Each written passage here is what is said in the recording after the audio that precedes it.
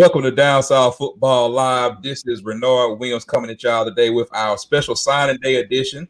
We have, of course, me in the building. We have Mr. I Am DJ Double Dose, Ben Dennis, Chauncey Tuck, DL Garden 205. And as you see, we have a special guest. We have Mr. John Garcia, S.I, allamerican.com, lead recruiting expert, really just recruiting director expert of everything in the recruiting business in college football. So if you want to know anything about that, that's why we got the man on here today to talk about what's happening today. Fellas, how y'all doing tonight? And we good, man. Good day, man. Pretty decent day. Can't complain. Pretty decent. Before we get in, everybody's team had a good day, right? Everybody on here's team. I'm satisfied with it. Good enough. It could have been worse. It definitely could have been worse. But Destiny Hill could have went somewhere else, and we all would have been looking like Jesus. But I do tell you who did have a tough day. That was Auburn's social media team. We're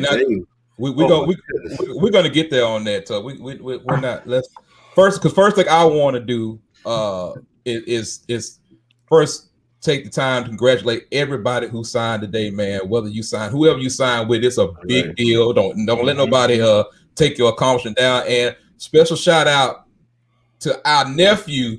Everybody nephew on Mr. David Gardner Jr. Yes, sir. Everybody get their hand clap for him. Hey. Dave trying to sit there like he ain't a proud father, you know. He know he is. I'm tired, dog. I'm tired, man. This day it's been exhausted, and I didn't even realize it was gonna be like that. So, yeah. It was. I figured it was gonna be a long one for you, man. But definitely say congratulations to Lil Dave once again. I can't even call Lil Dave no more. Call him Junior. Congratulations, Junior. For on getting somewhere to go play and extending his career. We never know what's gonna happen, but at least we know we're gonna see him on Saturdays on the fall, and that's all that matters. So while we still got people jumping in, coming in. John, I want to start before we start today. I've had some personal feelings about the Rock Taylor situation with Tennessee. And Keith Etheridge, the Oxford coach, was actually on Jocks today, basically doubling down on what he said privately, publicly, saying that Tennessee, you're not welcome here. Basically, it's kind of what he said in a nice little nutshell. And we know this kind of stuff happens, but it to me was really, really kind of weird, because that first phone call to the staff was to basically tell you that we don't want your actual, the person that's there. We don't want him. We're gonna move on from him. From your experience, I know it happens all the time, but what did you gather from that situation? Did you think it was weird, like everybody else seems to be thinking? I think it could have been handled sooner, and that's the main thing. I mean, 24 hours is not a lot of time for really any major decision, and this is a major life decision. I mean, this is right. Everyone hears it's your next 4 years, but it'll impact the next 40. That's true. Right. There's a reason why everyone's heard that phrase.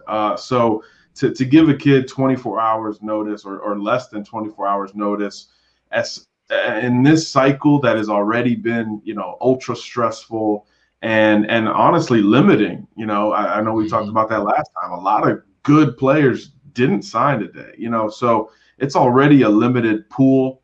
So to give just 24 hours notice simply isn't good enough in my book. Perhaps it was a miscommunication. Maybe this was the intention the whole time and it wasn't properly communicated until yesterday. But again, that's the ball's in Tennessee's court there. I think it's one of those things where they're just going to have to take that L in the state of Alabama, because it's the perception is tough. The optics are tough right now, and that's just with Rock. I mean, luckily he's a great player. I mean, 17 touchdowns last year, state title the year before that.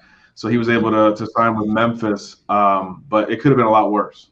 So luckily he took care of himself and made a really mature decision in a short amount of time.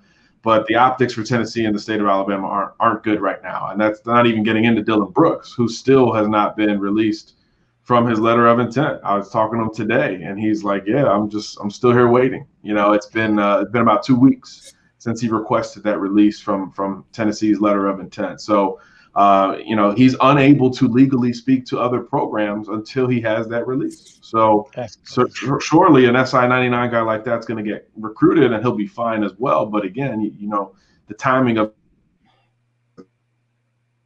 has not been really great for Josh Heupel so far in Knoxville. Yeah, and speaking on the Dylan Brooks situation, it's not many programs I'm expecting to speak to him. There's one in particular that I know he has his eye on, but we're gonna digress and move forward on that one. He can't legally speak to them just yet. Yeah, he can't legally speak to them, but hey, and John, we're not gonna get you in trouble. Let's just say that we know there's been we just know what Dylan's thinking. So it was a bad phone somewhere. It was communication before it was cut off, but yeah.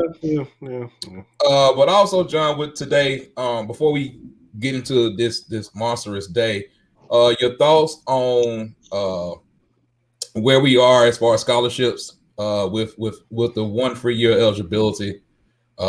Once again, I know last time we talked, we was kind of like in the same thing. We were waiting on January and just kind of see where we were. Any updates on that particular situation? Yeah, it's still really murky, and that's why you saw a lot of teams just kind of punt today and say, you know what, whoever we signed in December, that was kind of it. Oklahoma, Washington, a lot of really strong programs really didn't push for anybody today. Ohio State at 7 a.m. tweeted Looney Tunes, that's all, folks, just to let you know. Don't even look our way.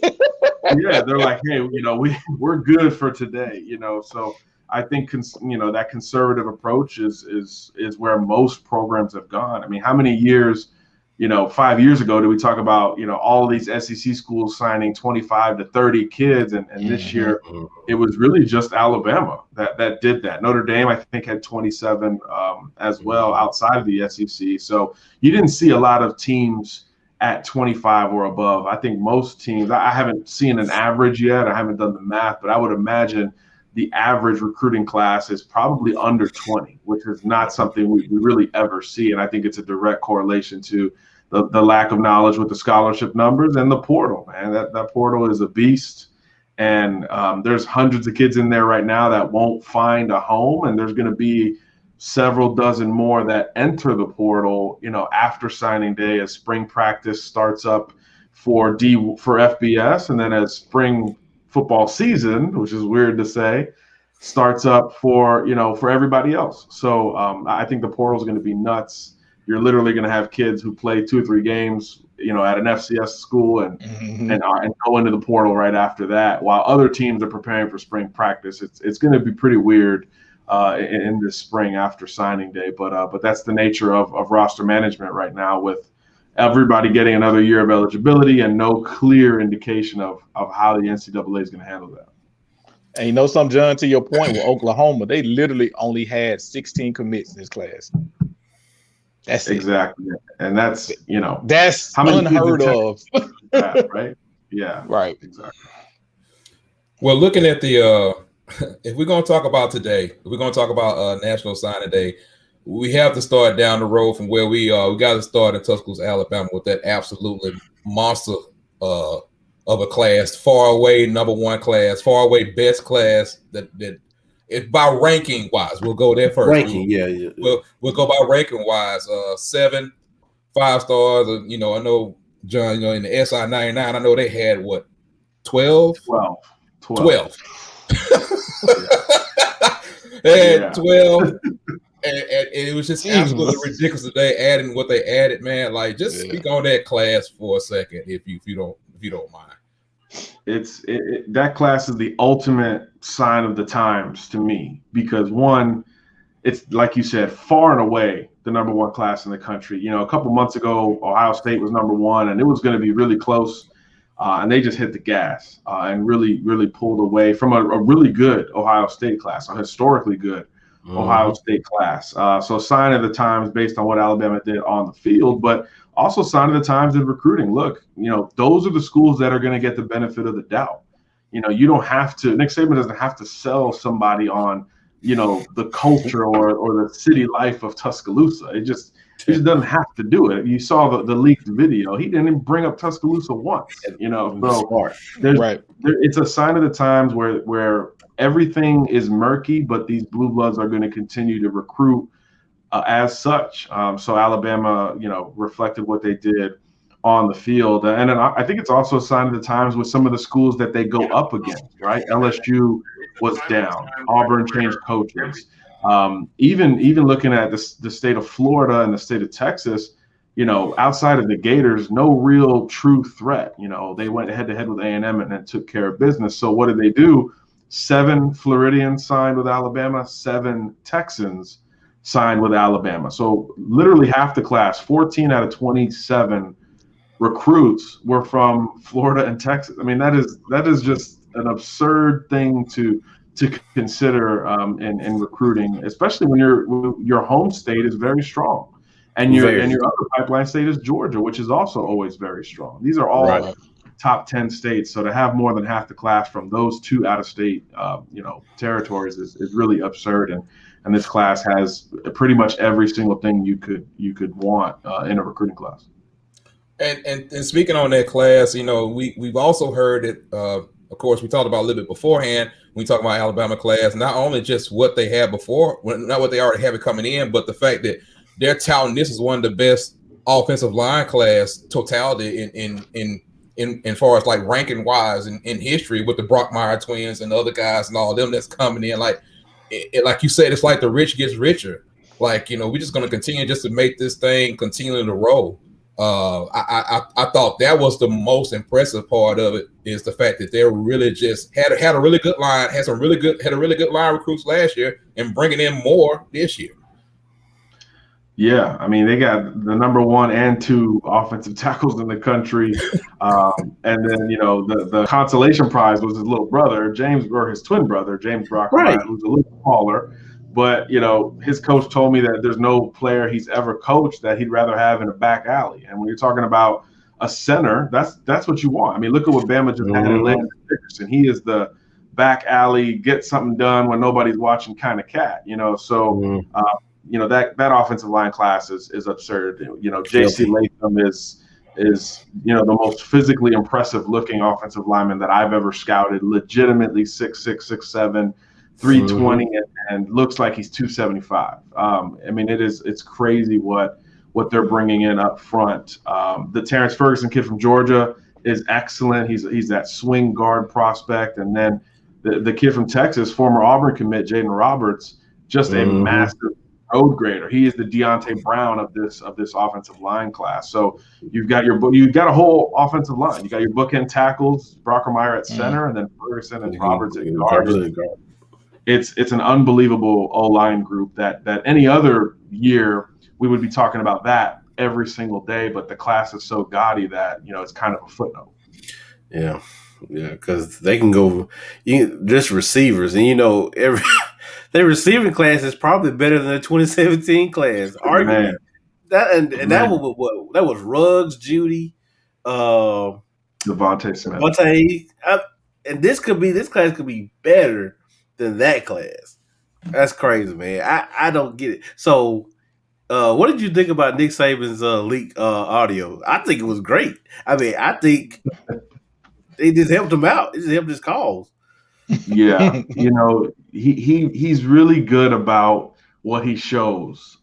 So when you do get a glimpse of like who he really is with recruits and stuff, you start to see kind of the evolution. You get that old school, there's no reason why you shouldn't come here, approach. But then you also start to see some of the new school stuff when that kind of stuff is leaked, whether it's him dancing with families on the official visits or just kind of sitting on a Zoom, with his arms behind his head, just hanging out. You would never see that otherwise. So I think he's evolved in recruiting just as much as he has on the field. And like y'all said, it was a good thing because you kind of watched it and were like, oh, okay, I get it. Like, I get it. Like, what?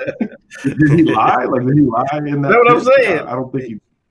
Yeah, because he was one thing I also I took away from it was when he says everybody out there says you come to Alabama, you're not going to play, and he looked right at the camera when he said it. And I'm like, man, he talking junk to everybody else. Why he doing this? I said, this is planned.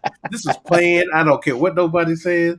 Out of all these years, this tip finally leaks out. Come on, well, man. You can't say after all these years, the first year they've had to do Zoom. Let's. And it was his coach. It was his coach that actually took the video. So but they've been recording. Like I would have been recording him on the phone. Exactly. Man, Nick Saban was I'm telling you, he's a tactician. This man knows how to do stuff. He knows how to get things done, and that's what I love about him, man. And I just hate he's up at that school up there. But hey, he's doing his job. He's doing his job. The thing that I heard today, and the thing that I heard was that the guy said, "Hey." The difference is that most people sell the coach, hey, come help us build, come help us do that. He just like, no, look what I have built. It's like that's the difference. Look, now you can see I don't have to sell you anymore. I just got to show you, tell you what I can and what I can't do for you, and it just kind of moves forward. But off Alabama and their great class. Please, moving forward, we've given them there too.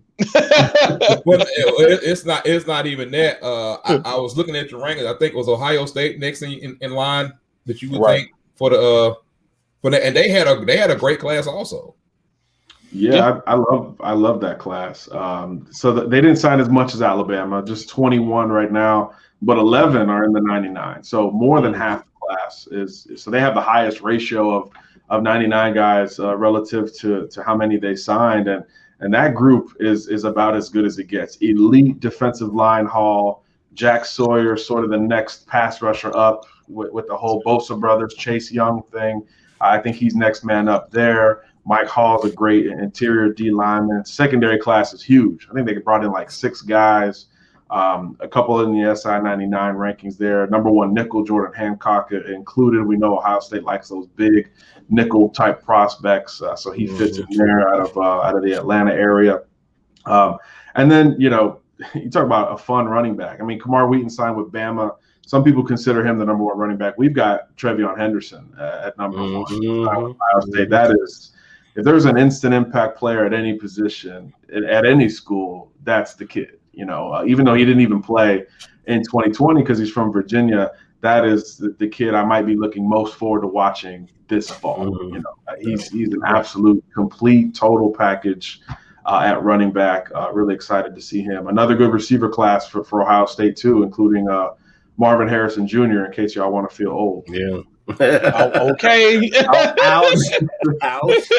Peyton, one of Peyton's many weapons. Yeah. I saw that and I was like, Marvin Harrison Jr. God, dog, I am old. And we talked about the top 2, but let's talk about teams that kind of surprised you today. That kind of made some momentum moves today. Who were those teams that you just kind of looked at and said, wow, they finished really, really strong outside of, your of course, your Bamas. We know how strong they finished, but who kind of surprised you today? I thought Michigan had maybe the best day. If you told me, mid-October, early November, whenever it was, when they were just, like 2-4 or whatever, you told me they would have a shot at a top 10 class, I'd have laughed, especially with all the Jim Harbaugh chatter about the NFL or getting fired straight up. You usually can't recover from that in recruiting in a normal cycle, much less this cycle where you can't even bring kids to Ann Arbor and say, hey, we're not winning or beating Ohio State, but there's still 100,000 people here to watch you. You can't even do that. So I really am surprised they were able to put together a top 10 class, and they held off some big time programs from trying to flip their kids, including Alabama for receiver Xavier Worthy. But today in particular, they flipped 2 D-line recruits. We all know, you guys are in Alabama. You know how important D-line recruiting is. They flipped 2 of them on signing day, including one who was committed to Michigan State, which is obviously a little extra bonus points there with Rashawn Benny. So I thought Michigan had a really good class and a really good day. Top 10 class, despite having only a couple of wins in 2020. That's the top 10 team, but that's sort of the outlier. Everybody else you would have assumed is there based on what they did sort of on the field, right? Oregon, USC, A&M, LSU, Clemson, kind of the usual suspects otherwise. But then there's Michigan at number 10. I thought they had a really nice cycle. And my second biggest surprise will be Ole Miss, number 13 for us. We expected offensive recruits, and Lane got that done. But, today the highest ranked kid who was uncommitted going into the day was Tywone Malone, the defensive tackle, and he picks Ole Miss. I mean, so it wasn't a huge surprise today, but just the fact that Lane Kiffin is beating out, A&M and USC, two top 10 type recruiting programs for a kid out of state is, as I thought, was a pretty big deal. So kudos to Ole Miss and that group. Baseball helped out a lot with him, but still, Lane will take it. And what about your? I don't want to say lose. Let's say disappointments. Yeah, I mean Tennessee, I think speaks for itself. Just based on where they were in the spring. I don't know how much we talked about it on here, but at one point they had the most commits in America. Early in that COVID run, Pruitt and company were going crazy, pressuring kids to commit, and they got a lot of big-time prospects, Dylan Brooks, Terrence Lewis, Hudson Wolf, Caden Salter, the quarterback from Texas, was a really good player. They loaded up in a very small window, but they ended up losing some of those guys here at the very end, and then obviously, the whole Rock and Dylan Brooks thing at the end really stains their recruiting class, and that's the thing. That class is ranked beyond the top 20 with Dylan Brooks included. So if he's not included there, I'm not sure it's a top 25 recruiting class. And that's at Tennessee with those resources, even in a coaching change type of year, that's kind of not good enough. So I thought Tennessee, both, in terms of the last 24 hours, but over the end of the cycle in general, kind of dropped the ball a little bit there. A couple of schools out west didn't recruit too well. Colorado lost a couple of recruits in the last 24 hours. LSU had a couple hats on the table today and didn't add anybody. So that was a little bit sort of surprising there. And then Florida, same deal. They're still not quite recruiting at that level from the high school ranks. Now the portal is excellent, right? I mean, they got Arik Gilbert, Marcus Bowman. The portal is brilliant for the Gators, but in terms of high school recruiting, there's a lot of Florida kids who grew up Florida Gator fans who signed with Alabama and Georgia and LSU and other programs. And based on the year that they had, that's definitely not good enough. So I'd be a little concerned if I was a Gator fan, because I don't think any school can rely on the portal if they want to get to the playoff, which is obviously the ultimate goal. True. And Dave, you've been a little quiet, Mr. Gardner. So I know you're tired. I know you've had a long day, but I'm sure you have a question. I mean, no, I don't really have a question. I mean, I'm gonna wait till later in the show to kind of go on my little Dave tangent, as you might call. The TG, the DG. I mean the DT. It's coming to you just live right now. I'm not gonna give it to you right now. If I give it to you probably the last, I don't need about 5 to 7 minutes. But okay. I do have a question, huh? Go ahead. No, I said, is this gonna be one of them personal ones that hit home? No, I mean, it doesn't really hit home. I think it hits more so in this area, about some things that go on behind the scenes that people don't see, the stories you don't hear about, that affect other people's, not my family, but other people's family, and how it affect kids. Okay. One minute they're here, and then the next minute they're here, and I can only imagine what that conversation is like in the living room for no fault of their own. So, I mean, we'll get into all that. We'll get that. Yes, sir. Okay, go ahead, sir. We'll get that. But for John, though, what do you think about Mississippi State, man? I mean, I was kind of scrolling through here, and it's kind of shocked me a little bit, because they actually, 247, of course, had them ranked a little higher than they did last year in recruiting, and with the total change in the way that program is headed, at least offensively, I mean, I was a little shocked.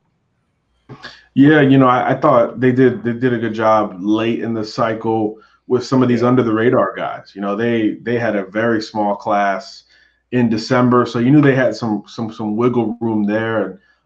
So they were kind of the established program going against a lot of the kids that the transition schools were going against, whether it's Auburn, South Carolina. It seemed like Auburn, South Carolina, Mississippi State were in on the same 7 kids today. And they kind of all got a couple of them. So, I think they're doing well in state, obviously, and then kind of along that I-10 corridor, which is what you would sort of expect, down there at MSU. And look, it's Lane Kiffin's going to recruit nationally, so winning the state is possible. I view Mississippi State like I view Auburn in that Alabama's always going to recruit nationally. So you have an opportunity to land a higher clip of in-state prospects. And it's important in Alabama, but it's even more important in Mississippi. So for them to grab a couple guys late in the cycle, I thought was really nice. They lost out on a few as well, but they certainly, gained a few commitments. And there's still a few kids out there in the state that haven't yet decided. I think the running back who's high on Auburn's board too, he's going to decide on Friday. So I do think there's some room late in the cycle for more SEC flavor down there. But yeah, you wouldn't have expected them to recruit too well based on the season. But I think because of how high Ole Miss got so quickly, it created a nice little window for Mississippi State, particularly in state in a cycle where being close to home was a big deal. So I think they took advantage. And John, could I ask you a question? Mine's for me would be North Carolina. I really liked what they were able to do. Matt Brown, if you look at what he's been able to do with these last 2 classes, I know a lot of people on that side of the ACC board, they've been trying to pin it as Miami, and of course it's been rotating here and there. But the way North Carolina is recruiting, especially the last 2 years, North Carolina's going to be a problem. And they're going to continue to be a problem with Mac Brown. And this class that they brought in today was really nice to me.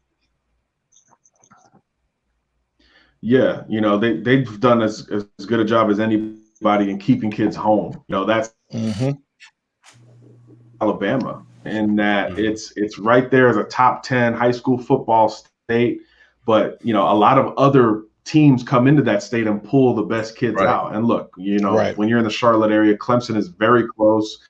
They're still going to be able to come up and get a Will Shipley every cycle. But, flipping Drake May from Alabama, the big table setter for the class, and they kept a lot of great talent in state. Keyshawn Silver's a stud, SI 99 defensive lineman. Yes. And remember, they had the DB from Virginia who signed and then skipped the whole year of high school. So, Tony Grimes was supposed to be in this class. So they would have been right there on the cusp of a top 10 class and had the number 2 group in the ACC behind Clemson with what they did in North Carolina within state lines. I think 14 kids were from in-state. And then today they went down to Florida and picked up, maybe the biggest late riser among DBs in Florida against Auburn, against LSU too. So anytime North Carolina is in contention with Auburn and LSU for a secondary prospect and they win, I mean, that's a big deal for Mac Brown and Dre Bly. We remember watching Dre Bly in the league. I mean, I've run into him on the recruiting trail. I mean, that confidence he used to play with is there as a recruiter, and kids love that. He's coaching the position where you have to have that in the secondary. So it's like I used to say with T. Will at Auburn. If there's one position where this school is always going to be in it for great players, I think it's DBs and quarterbacks at North Carolina, just like I used to say linebackers at Auburn. Speaking of some blue bloods, when you brought up T. Will, of course, that's the one that probably hurts me the most. I think it was kind of surprising that T. Will wasn't retained, but with that, him being at Miami, him and T. Will and T. Rob and what they got going on down there, Miami gets a bad rap, but those are 2 monsters that they brought in on that trail to help them out. So what's your thoughts on Miami? I think you can question Manny Diaz as a coach all you want. He was a great coordinator back in the day, but I'll tell you what, he's a pretty good coaching hirer. I thought Rhett Lashley was a great get. That offense this year with Derek King looked completely different, and Rhett was kind of the perfect coach for that. They've been excellent in the transfer portal. I just mentioned King, Jalen Phillips, Quincy Roach, all those guys, Bubba Bolden. They've hit big in the portal, maybe more so than the Florida Gators. But you talk about some of these new assistant coaches. I think they're a program to mess with. Look, did they benefit from COVID in terms of all the elite talent down there? Man, yes. Them, a benefit? Yeah, sure. But they still had to hold off Clemson, Georgia, and Bama for James Williams. They had to hold off Florida, LSU, and Bama for Leonard Taylor, who may end up as the best D lineman in this class. So they still had to go out and win those battles. So I think Manny's becoming a good CEO type of coach. It's still going to come down to wins and losses, and we'll see if they can develop prospects. They haven't really shown that yet, but in terms of the front end of that, talent acquisition, they're doing a really good job, and they out-recruited Florida. Even though Florida was way better on the field this year, they clearly out-recruited the Gators in their own state, which, is, again, that's probably a surprise to a lot of people, but I think that's kind of the group he's putting together. I was just going to say, I know you got heard me get you out of here, but I know the one big surprise that I had was USC. Everybody talks about Clay Helton. Man, everybody talks about my boy. They want Clay out of there, man. The fans do. He got a top 10 class, and then he could get the number 1 DT in the country too. With what's his name, JT. I'm gonna say his name right. Thank you. That is perfect. Yes. I mean, you can say it, that could bump them up probably in the top 5 if they get him.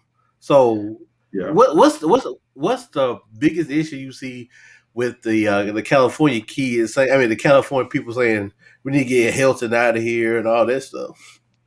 Well, this time last year we were laughing at USC's class. It was real small.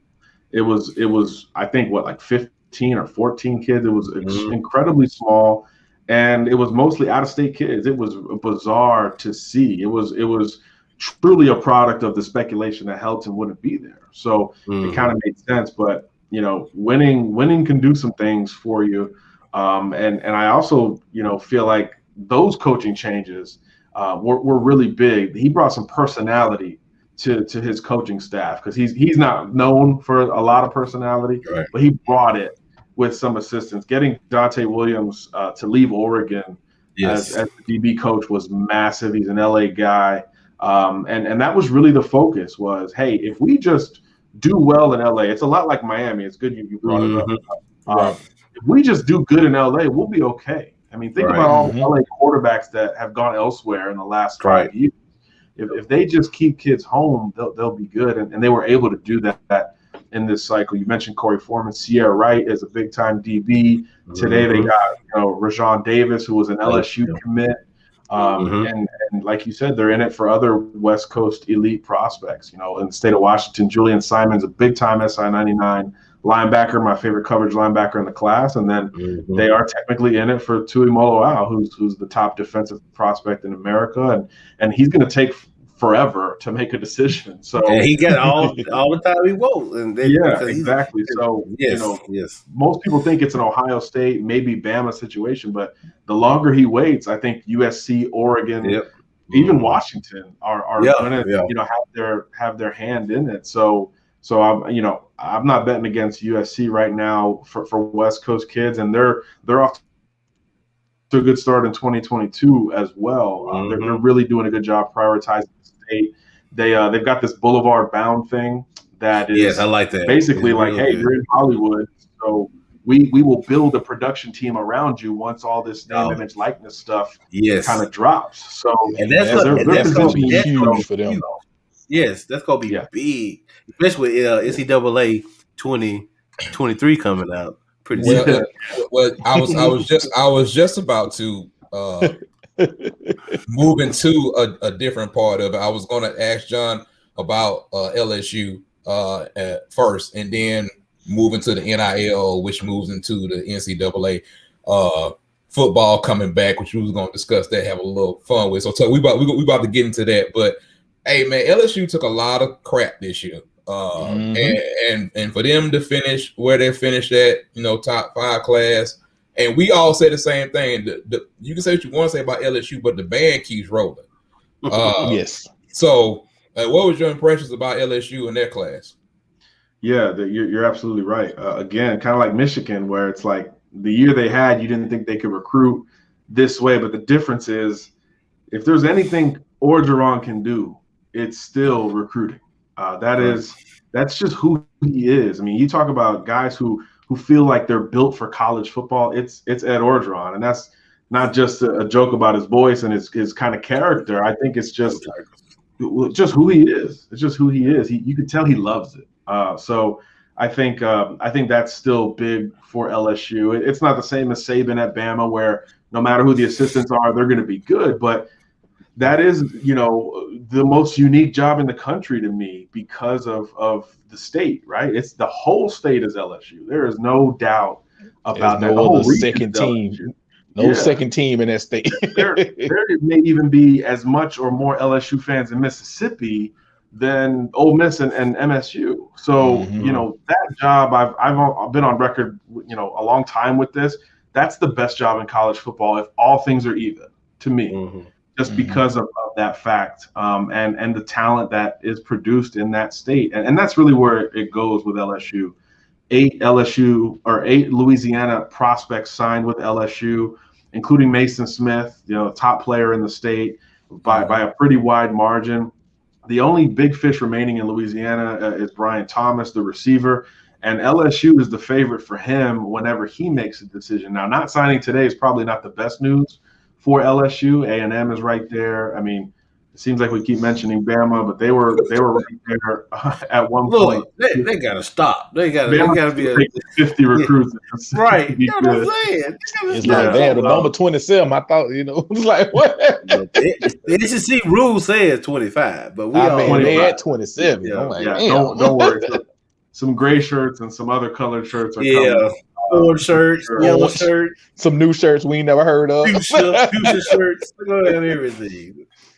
But dealing with that, John, I just wanted to hit on LSU. Yeah, we could go through so many of different classes, but you spoke on the NIL, name, image, and likeness, and we rejoiced yesterday when we finally heard the NCAA football was being released again.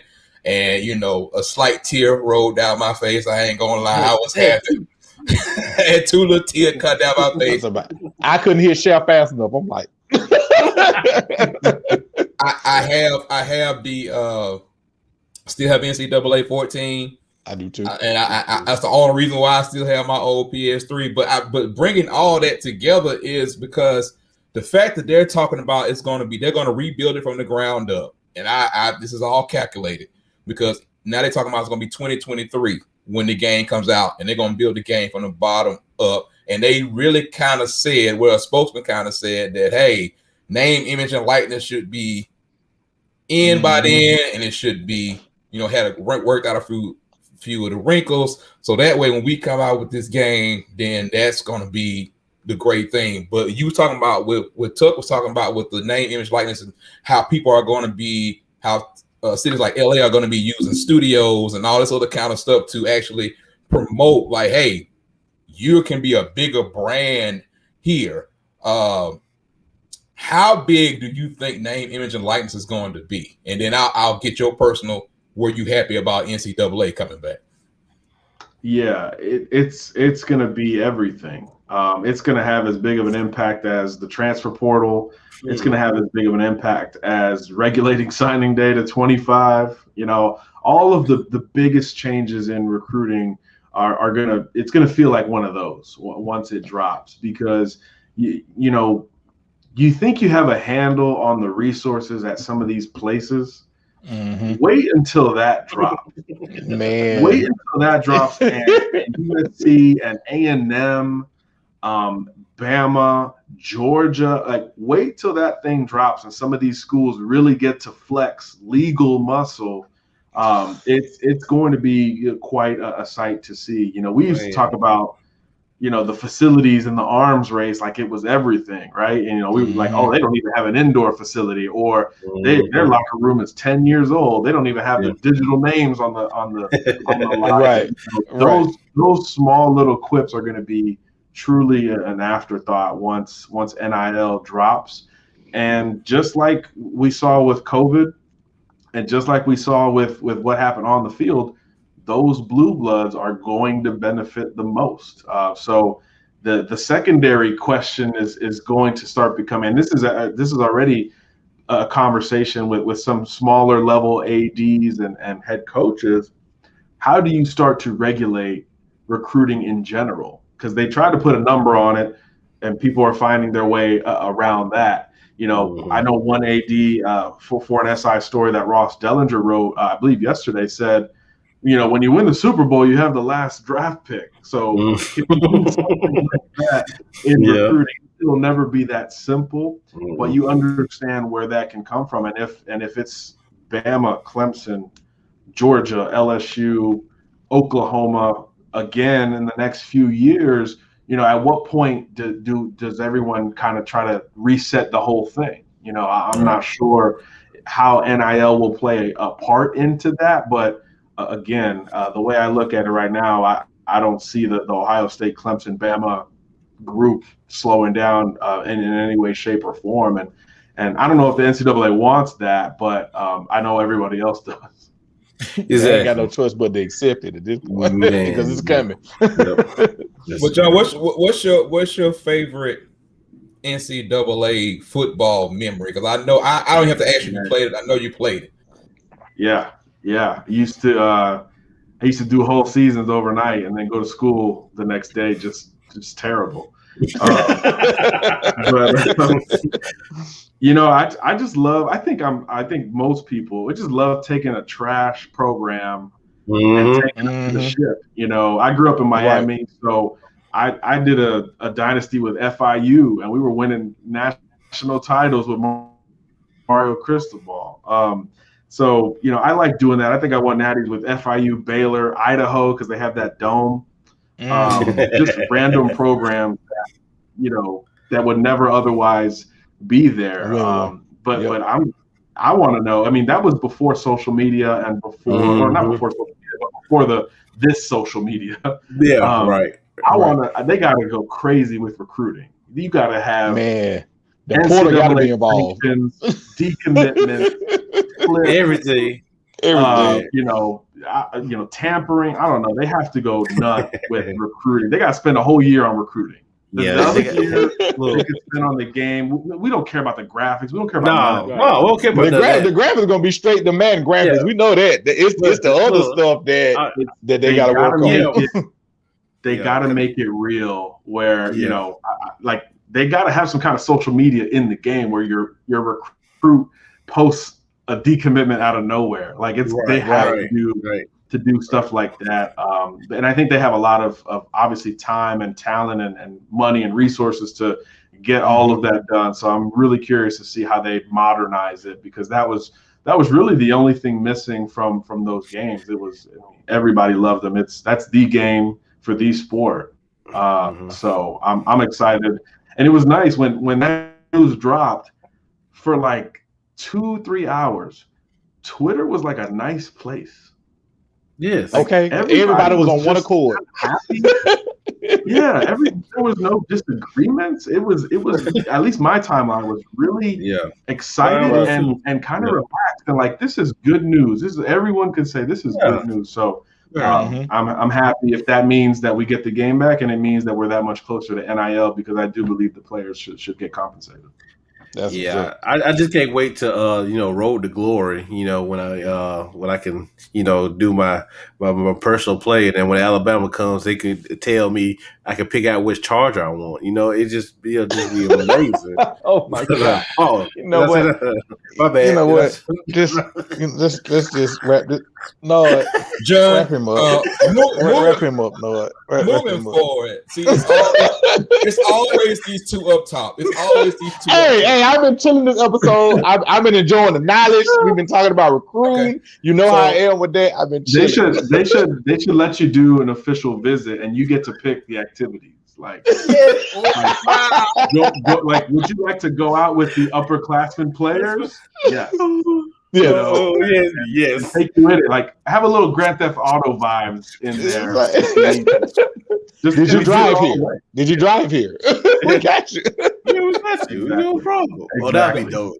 That would be dope, though. I think one thing that's really cool is that they're actually looking for ideas. They actually said they have been scrolling through the message board beforehand, looking for ideas. They're trying to make it that way. Of course, I have several, and I think we said something in the group chat yesterday. Like I told them, I said they should go back and redo all the big games that they missed over the past 7-8 years. They definitely gonna do moments because moments is a big part of man. They definitely gonna do moments. They got to do that kind of stuff like that. But truth be told, I hope they don't follow a Madden script because the purest thing about NCAA was that it was NCAA. Like that's what it was. Like that's just what it is. But I want to get John back on at some point, man, because I think there's still a lot of recruiting questions as far as like just recruiting, not talking about who got who and how things work. Because I'm not gonna lie, John, sometimes I have to put my phone down because I think a lot of the blue bloods of this sport have ruined people's mind when it comes to what recruiting is and how it does and how it goes. But that's a conversation for another day. But I'd be remiss if I got on here and then won't get your opinion about some of the coaching hires and especially some of the stuff that happened with how you feel about Brian Harsin down at Auburn and the staff he's putting together and kind of how they closed today. What's your thoughts on that was? I thought the SEC hires were all pretty strong gambles. I expected more of a sure thing approach, and we got none of that. We got Shane Beamer, first-time head coach at South Carolina. Vanderbilt, Clark Lee, first-time head coach. Young guy, great recruiter, great defensive mind. Auburn went way outside the box, with a West Coast guy and Brian Harsin. So I was, and then Heupel at Tennessee is a little conservative because we don't know what's coming. But even then, I thought they would go, shoot a little bit higher on the perception chain. So I thought everyone took a gamble. With Harsin, I was worried because at first every assistant was a Boise guy. Bruh, so I was like, tell me, hard man, Renard, the look you just gave Renard was priceless.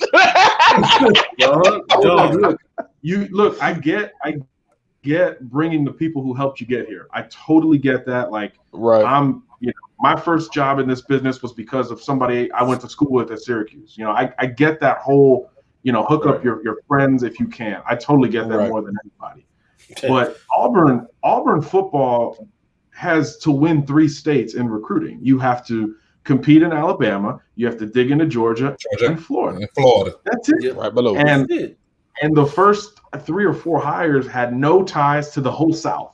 So I was a little concerned, but obviously, you add Mike Bobo, Derek Mason, you keep Cadillac Williams, Cornelius Williams. I've run into a bunch. He is a good young recruiter that Auburn fans I think are gonna really like over the next few years.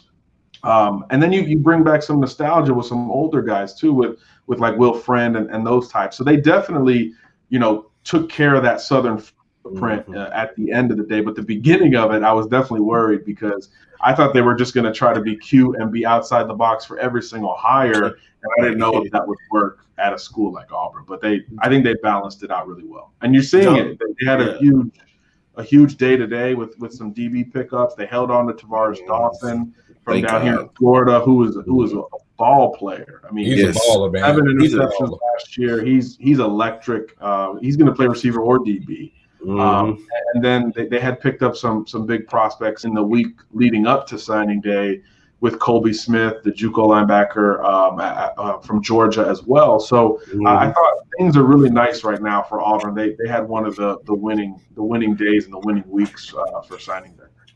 When I tell you, John, the first hire at the game, like one of his first hires beside the coordinators came from boys, I was like, okay, he's gonna hook up one of these guys. Then the second guy came from boys. Hold up now. Wait a minute now. Hey, you better get somebody from down here, man. What you doing? I was like, time out. Hold on, bro. Oh man, me and Renard was like, what are you doing? I was like, but he did. I'm more confident in this staff now than I was, like I said, after the Mason hire and after the Bobo hire. But the Mason hire, what really got me scared was I thought the Texas was going to hire one of his good friends as a head coach, and I'm like, oh Lord, we're going to lose Mason. I thought he's going to go back, he's going to go to the NFL. But luckily, they didn't get hired. But I think this staff right here, shout out to Tracy Rocker too. But I'm glad he's with the Eagles because I think he's a more pro type coach anyway. But the D-line coach. Yeah, but are you saying he's getting old? I'm just saying that some people don't like recruiting, John. That's a proven fact. I know. There's a reason. There's a reason everybody tried to bail in the last year to the NFL because they're getting tired of this. Because it's 3 classes at once. It's less spots available. More kids to evaluate and less chances to evaluate them in person. So a lot of coaches were making some phone calls when the season wound down, and I'm not surprised, especially with guys who have, let's just say, been around a little bit for a minute. Like, what this is you done threw a whole nother curveball at us now with this coldest. Like before we, like I said, definitely gonna try to keep it out because I know we could go because we got a lot more that we could talk about, but I won't. I'll be remiss if I didn't make sure that we talked about Florida State class, and then I'm gonna let Dave have his time, whatever he wants to talk about, because really it's really his day.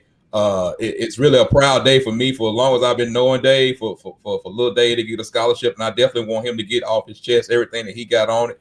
But tell me a little bit about Florida State. What's going on with them? Let's make the Seminole happy in the building because he got his shirt on. He ready to go. I'm more focused on 22, and John knows exactly why.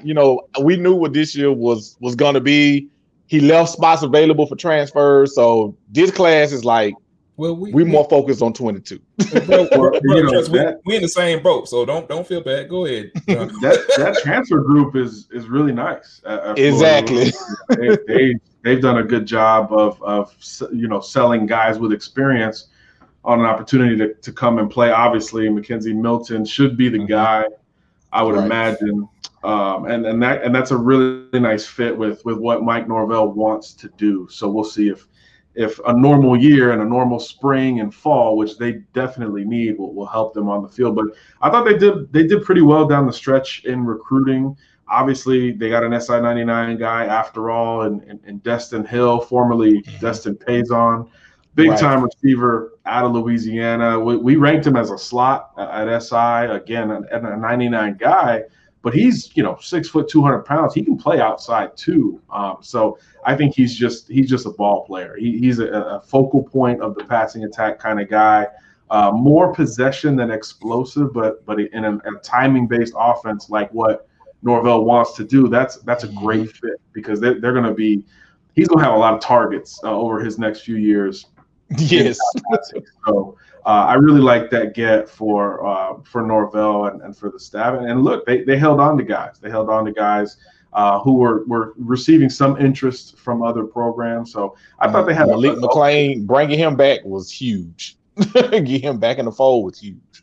Right. Right outside the top 25 for us. They were under consideration at one point. So like you said, Ben, it's kind of like what what you expected to a degree, but I think the transfers make up for it. We weighed transfers in the rankings last year, but there were so many transfers this year that I was like, look, I gotta stick to high school and JUCO because I can't weigh every group of transfers, especially how many 8 transfers?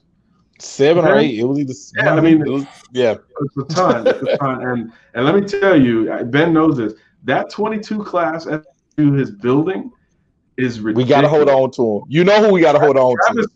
Travis Hunter, maybe the best football player in America that's not in college or the NFL. And especially, he's already the best player in Georgia. We got to hold on to him, man. Yeah, they got some guys. The quarterback they just picked up, Marquial from Arizona, is big time. He's a lefty, so that'll be interesting. Following Mackenzie Milton, so that'll be a really interesting trajectory to build around. But that 22 class is really nice right now. That's a nice group to start with.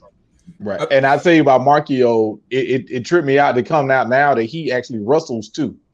I know somebody might say a quarterback that wrestles, like, look, that lets you know what his toughness is and, his grit is. Like, he actually wrestles too, and he's a quarterback. So that 22 class is different.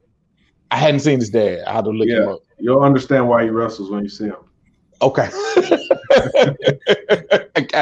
Hey, John, the 2022 class as a whole across the country, I just kind of heard there's some special, for lack of better word, some special dogs in this 2022 class across the nation coming up, and 2023, of course. But I mean, I just heard there's some really, really special guys in this class. But Dave, I want to give you your time because, John, we have so much to talk about, man, and we plan on having you back on so many more times. And we appreciate you taking time tonight. But Dave, I want to give you your time. I know you had a couple things you want to hit on, sir. So you go ahead, Mr. Gardner. The floor is yours. First thing, too, I want to double back on what John mentioned earlier. You all talking about when we were talking about Tennessee and Rock Taylor. This is not the first run-in that Keith Etheridge has had with Tennessee. No. I don't know how severe it was, but I think it was pretty bad. They had a quarterback by the name of T.D. Marshall at Leeds High School years back. That was a Tennessee commit. Lo and behold, he ended up at Sanford. I think he's at UAB now playing cornerback. So that's why he felt how he felt. And when I read the article, he said that in this article that I read, he said that he didn't find out that there was no LOI for Rock until he called up there to try to get it in his possession so that he can have it on today. So that's just how crazy it was. So yeah, he was mad. He was on the radio today. You could tell he was hot. He was hot. He was 38. Keith is an honest dude. He's honest. Hey, dude. man, You'll know how he feels about everything. He is a great guy, man. He really cares about kids. But when a white guy says Bush League, you know you use that term. He pissed. He Man, He pissed.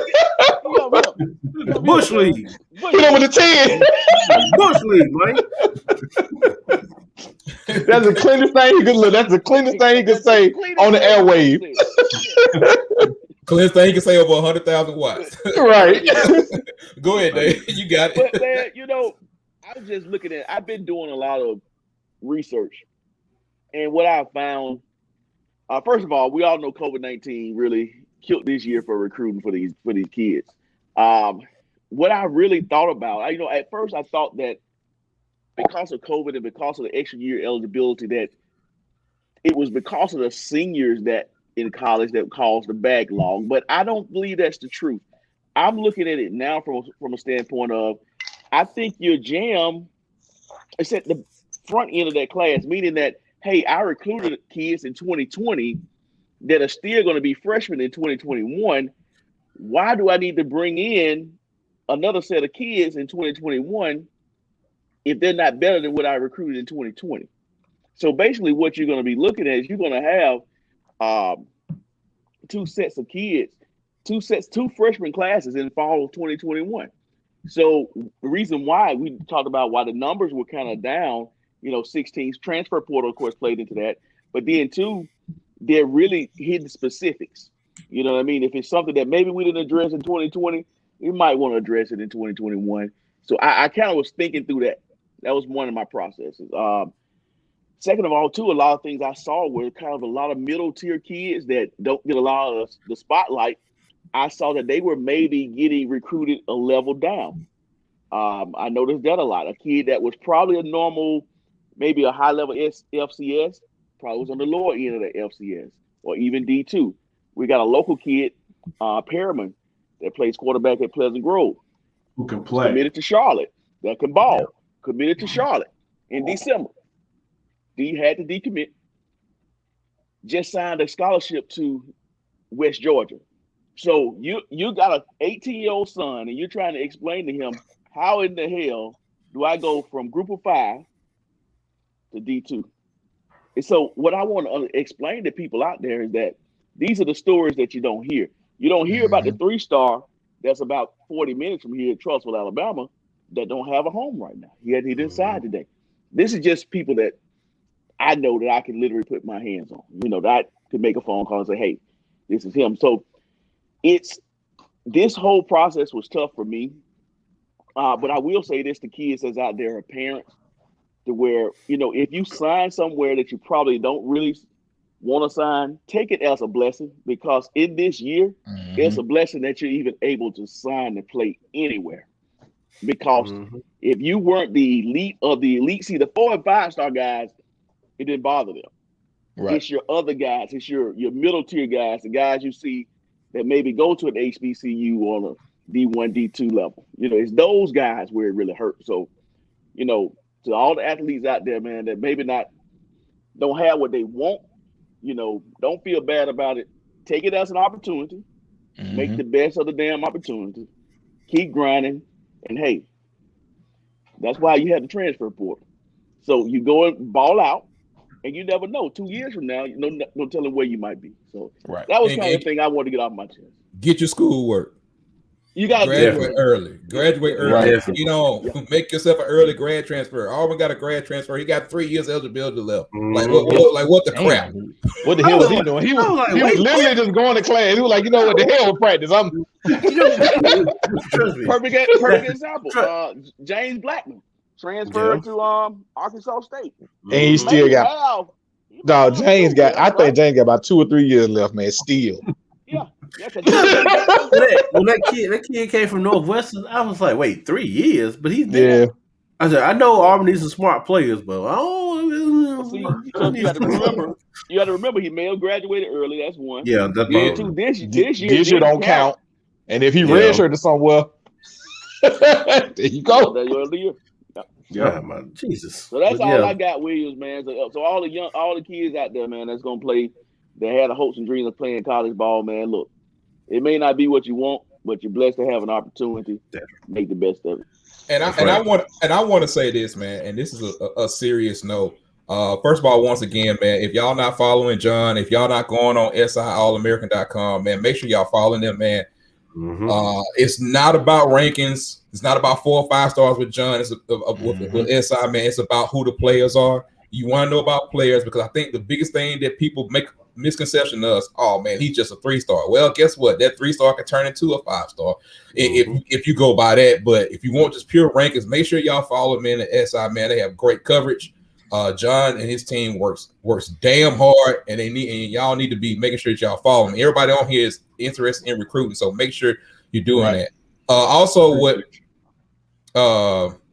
another thing is that we're going to continue to have this recruiting conversation from both points of view, from us as Down South Football Live podcast, and from John's point of view, because he's in the industry, and from people like David. We're going to get Jay back on. Congratulations, Trey, signing with Air Force. A lot of people want to get back on, and we're going to move into the HBCU part of the recruiting and stuff. Also, man, we're gonna break off and make sure that we give this more coverage, because I think this is a platform or something that people don't really understand. A lot of people just get into recruiting now because they're just shocked by things that's going on. I'm like, I've been following recruiting for 22 years, following it hard. So it's like, I think it's a shock to a lot of people to hear a lot of things. And everybody wants to make jokes about the bag and about money and about this and that. But I don't think y'all understand the stories when the kids are sitting there and they're telling the kids, guess what, son, you're not good enough. You have an offer. It's not committable. Yeah. It's a like lot. We didn't even touch on the kid from Florida. Yeah, we ain't touch on him. I forgot his name. Yeah. John might know his name. Yeah. You're talking about Hammond. Yeah, like he just like look, he like I didn't decommit. Like, he's like I'm gonna put it out here. I didn't decommit. Like they did this to me. He didn't decommit, but they didn't send him an LOI either. Right. Yeah. He's like, look, what am I supposed to do? I was ready, geared up, ready to hit, you know what I'm saying, Gainesville, and then I don't get nothing. You know, like we didn't even touch on him at all. And Renard, you know, you and I were talking on the phone, man, and I think that it's an education gap. And what I mean by that is from the parent, from the player, and the recruiting world. Because, I mean, yes, all of our kids grew up with dreams and aspirations of playing at Penn State, Ohio State, Alabama, Auburn. But the truth of the matter is the majority of your kids are not going to play there. Right. John just said, we talked about Alabama got 14 kids and none of them from the state of Alabama. Mm-hmm. Hell, I can't put my hand on but 2 out the state this year. And I could be wrong, but and one of them was quote unquote the best. One of them was quote unquote the best in the state. I think there's a couple more, but not as many as Florida. It's like 3 or 4. It's not that many. Right. So 3 or 4 kids and out of thousands that play in high school athletics. Mm-hmm. So truth of the matter is we got to educate ourselves better and get our kids. If they want to play college athletics, you know, hey, get them to a point to where they don't look down on the school because they hadn't heard of them. Right. At the end of the day, it's college football, and I looked up a fun fact, John. Only 6% of college high school athletes get to play at the next level. 6%. Mm-hmm. That's a low ass. That's a small percentage. So, I mean, I'm big on that because now I've learned a lot. So now I can speak back on it, and that's a piece that we're missing just in society together. And you can't really put it all on the high school coach because hell, he probably got to go teach class, drive the bus. He got all kind of shit to do. Man, some of these schools, you're right. He got a lot of stuff. Direct the traffic, all that. You know, sell raffle tickets. He got all kind of stuff to do. So, you know, we look at it, man, the coach ain't doing nothing. Well, that coach is doing a whole lot more. And he got 100 kids, 80 kids. Like he got a lot. Yeah. I mean, that's where I'm at. You have a very few select coaches that all they do is coach. Okay, you have a very few that all they do is coach, and a lot of people say, "Oh, the 7." It's not. I know a lot of 7A coaches that have 2, 3 classes. Yeah, I know. They got to. I'm talking about teaching home ec and doing all that kind of stuff like that. But Dave, back to your point, and that's why I said this is going to be an ongoing conversation. I think we have a platform. It's not snitching people. It's to educate, and like you said, 6%. Think of how many millions of kids play high school football with the aspirations of playing. It's 6%. And I see my boy Damien finally made in. Damien was supposed to be on, but he was a little late. But Damien is a perfect example. Damien is a producer at Jocks 94.5. Shout out to the 2 shows in the morning that was top 2 or 3 in the country. Shout out Damien. Damien's the producer. Damien's producers on that show. Damien's young, 24, 25 years old. He said this morning, "Hey guys, I don't care where you sign. Love your opportunity, and it's a great thing because he played at Birmingham Southern right down the road, and he was great for his opportunity. But we got to bring more to this. We know the Power 5 is going to dominate because you got all of us on here are fans of Power 5 school. We always will be, and this is not a slight to them, but it's the education that you need to understand. Hey, you going to Grambling? Grambling has something to offer you. You're going to the NAIA school, they have something to offer you. All these coaches come from somewhere. Everybody does not start on the sideline with Nick Saban. Everybody does not start on the sideline with Urban Meyer. Well, he's in the NFL now. But everybody doesn't start on the sideline with Dabo or whatever coach you want to name. It is a process to what we're doing and understanding that it's about going to get the education, about getting the opportunity, man, to move forward. And you know, so Renard, that was like the same conversation I had with my cousin years ago when we graduated from high school. I went into the Air Force. He had a full ride to Tuskegee. And I kept telling him, I'm like, look, I got to go out here. Like he would send me letters and we would finally would talk and he would say things. And I'm like, look, I'm in the real world right now. You in school. You know what I'm saying? I'm 18 years old, around 20, 23, 24, 25-year-old grown ass men. You in school enjoying life. I'm like, take advantage of your opportunity and enjoy it. Because like you said, it doesn't matter if it's Tuskegee, if it's Bama, if it's, Livingston, wherever it is, you're getting a free ride to go to school and get an education, and you're not having to be in the real world at 18 years old. Enjoy it and embrace the opportunity. So Damien is 100% spot on. Make those connections. I know I think John had a point, but I definitely want to make sure that y'all know that make those connections and understand what we're doing. Understand what you're doing. Understand the opportunity you have in front of you. But John, I think you was trying to complete a point. Go ahead, sir. I'm sorry. Yeah, no, I was going to say, I mean, you're talking Tuskegee and D2 and FCS and all that. I mean, there's going to be a D3 player in the Super Bowl, Ali Marpet, blocking and snapping to Tom Brady. And the new coach of the Chargers was a D3 coach a few years ago at John Carroll in Ohio. He's the head coach of the LA Chargers now. Mm-hmm. So, yeah, I mean, the opportunity is there everywhere. And the star of the Senior Bowl was a D3 offensive lineman from Wisconsin, Whitewater, who's going to get drafted in a few months. I mean, it's right. If you can play, you can play. That group will find you. You might have felt overlooked in high school. Fine. Yes, it's hard. Right. If you're good enough for the league, they will find you. And then Vander Esch played for some weird school where he played on both sides of the ball.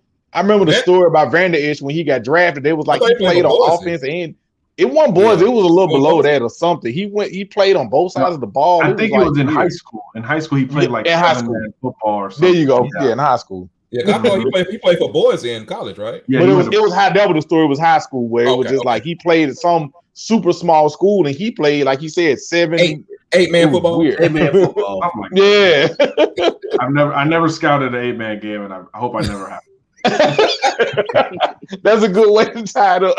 Yeah, we're gonna tie it up on that note. But I want to say this, people, we're still trying to get together this HBCU show, FCS. Please support them this season, man. And for my SWAC people, I know we're upset because we're not gonna have the bands. That didn't make no sense. Hold on, Tuck.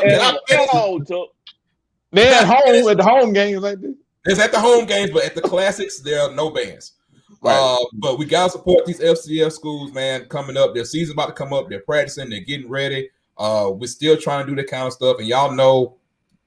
Check out the YouTube channel, Down South Football Podcast. Y'all subscribe. The more that y'all subscribe, the more people hit that button, the more things we can do for you guys, man. I definitely wanted to make sure we get that in, fellas. Y'all got any final thing before we let everybody go? Just a quick shout out. Quick shout out to Sean Feely. It is his birthday. Oh, Sean! He said the day was going to be a great day for him because we had a show today. And Sean Feely, happy birthday, my guy. Warrior. That's love, bro. That's love. That's what's up. Ben? I'm good, man. I'm good. Mr. Gardner. Hey, man, all thing I gotta say, man, just take advantage of the opportunity, kids. And if you want to do something real fun, just look up where Bill Belichick went to college at, and you'll understand what I mean. Wesleyan. I already know. Wesleyan. Wesleyan. John, once again, man, we appreciate you coming on, man. I know you've had a long day, but I know you got a passion for it just like we do. You got any final words? Got anything you want to say? No, I always appreciate the support here. This is, I don't say yes to every show, but I have never said no to you guys, and I don't plan on it anytime soon. And this is one of the most real, true shows that we can spend time on, and that's why I have no issue with it. I can't wait to be back in Bama. This is the longest I've ever been in this business without being in Alabama to scout, and it's killing me. So I will be back in the 251, 205, 256, 334, all of that really, really soon. Excited about it. There's some more Dex Preps camps coming up. Shout out to Dex Tolver. Shout out to Dex. One of the best. There's going to be a lot of events coming up. So for any young players out there, we'll see you around. Right. I will say this, John. We have a lot of plans here going forward at Down South Football. Definitely want to get into more of the high school part, more of the HBCU part, and just doing more and expanding. We got a lot of things that's going to drop this year, and we just really appreciate you, man, for everything that you do for us and you supporting us, and we're going to continue to support you because the product is real. You talk about us, the product is real on your side also. So we just appreciate everything, and if nothing else, like and subscribe on their YouTube channel. follow John on Twitter. John, give me your Twitter and the SI site one more time before we leave. Yeah, it's just everything on socials at SI All American, Twitter, Instagram, YouTube, even though we don't use it much, and then SIAllAmerican.com. Man, we got a lot coming, football and basketball, by the way. So yeah, so help support. Definitely, y'all support, man. Y'all support John, them support us, and nothing else, man. We'll see y'all real soon. More content coming. We'll holler at y'all.